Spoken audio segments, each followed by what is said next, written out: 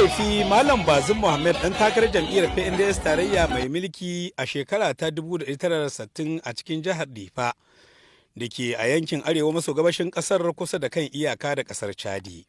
Bayan dogon karatu da ya kai shi ga samun digiri a fannin ilimin falsafa da siyasa a jami'ar birnin Dakar na ƙasar Senegal, Bazoum Mohamed ya fara gwagwarmaya da ƙungiyoyin kwadago na Sannan da S.E.M kafin ya tsunduma gadan-gadan a cikin siyasa, inda ya zamo ɗaya daga cikin jerin mutanen da suka kafa jam'iyyar PNDS tarayya a watan Disamba na shekara ta 1990. Ni yau shekara 10 na riƙe matsayi masu muhimmanci wanda suka bani dama sanin ƙasa da sanin waje. Dalili na biyu, shekara 30 an sanni babu mutumin da zai ce maka ni dan handama ne, babu wanda zai ce maka ni mace amana ne, babu wanda zai ce maka ni makareci ne, babu wanda zai ce maka ni makwadaici ne, babu wanda zai ce maka wannan mutum yana da wannan hali wanda bai dace da shugabancin ƙasa ba.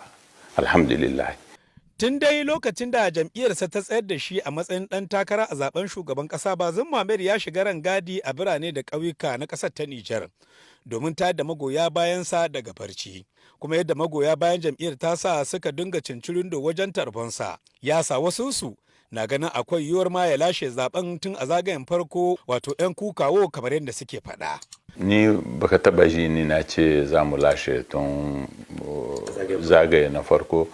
Za mu yi aiki kuma da niyyar mu samu ƙuri'u mahi yawa. In Allah ya sa suka zarce kashi 50 cikin 100 kuma muka wuce tun zagaye na farko, alhamdulillah. In hakan kuma bai tabbata ba, babu kowace matsala. Babbar matsalar da ke a gaban sabon shugaban ƙasar Nijar za a zaɓa dai ita ce ta tsaro, musamman ma ta sarrafa kuɗaɗen da ake warewa a fannin tsaro a ƙasar ta Nijar, ta yadda ba za su faɗa ba a hannun 'yan handama kamar yadda aka gani a shekarun baya-bayan a ƙasar. To amma a nan ma Malam Bazoum Mohamed ya ce yana da magani idan dai har 'yan Nijar suka zaɓe shi. Ni ina hau mulki da yake na taɓa zama minister de l'interior, kuma na san ko nawa ne ake sayan Toyota, nawa ne ake sayan bindiga, nawa ake sayan grenade lacrimogene, nawa ne ake saya. Za ni hankali yanda ake sarrafa kuɗaɗe a fannin tsaro ta yanda komai za mu saya, mu saye shi da farashi mahi arha. Duk da kasancewarsa Balarabe, a harsuna namu na gida, Bazoum Mohamed na magana a cikin yaren abzananci da barbarci da filatanci da tubanci da zabarmanci da kuma uwa uba Hausa.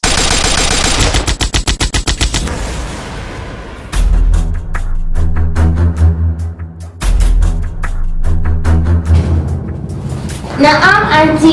Shaidiya sai yanzu na kin ji kiran da nayi miki. Anti wanke ne. Bakar sana'a ba daɗi mai iya bari.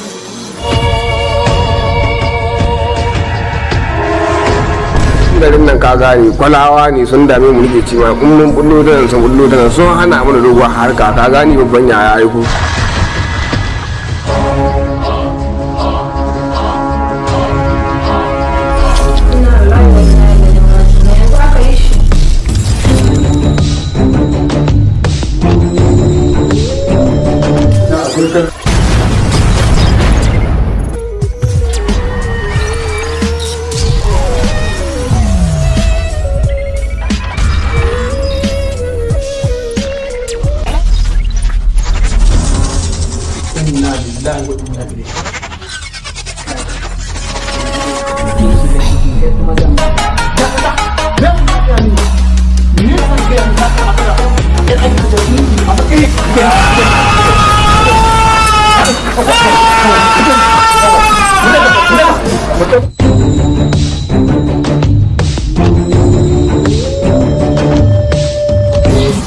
yanzu ka sabin zai kira uga mu shi da waya an ji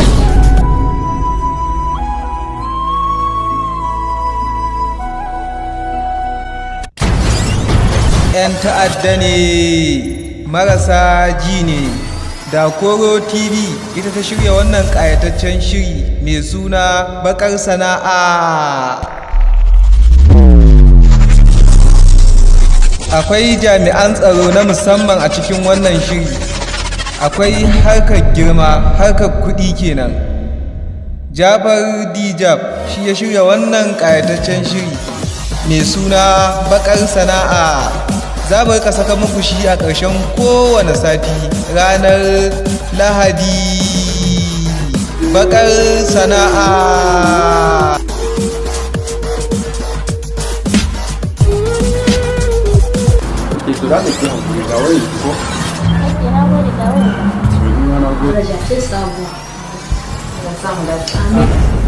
Ranar 4 ga watan Julai a wannan shekara ta 2021 za mu fara dora muku wannan kayataccen shiri ranar Lahadi.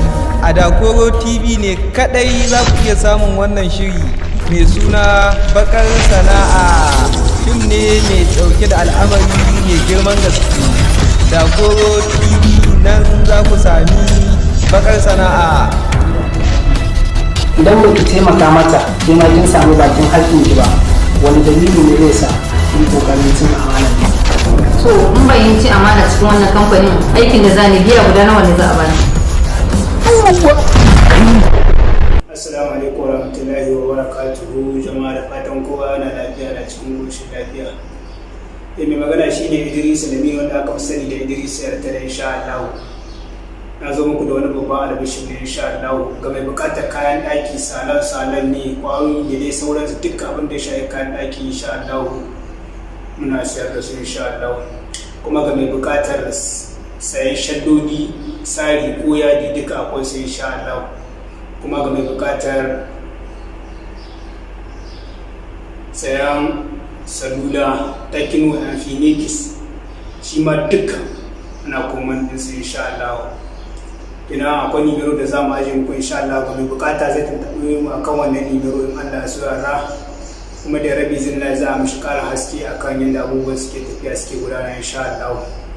Mai magana shi ne naku na yau da kullum Idris Lami wanda aka fi sani da Idris ziyartar insha Allah.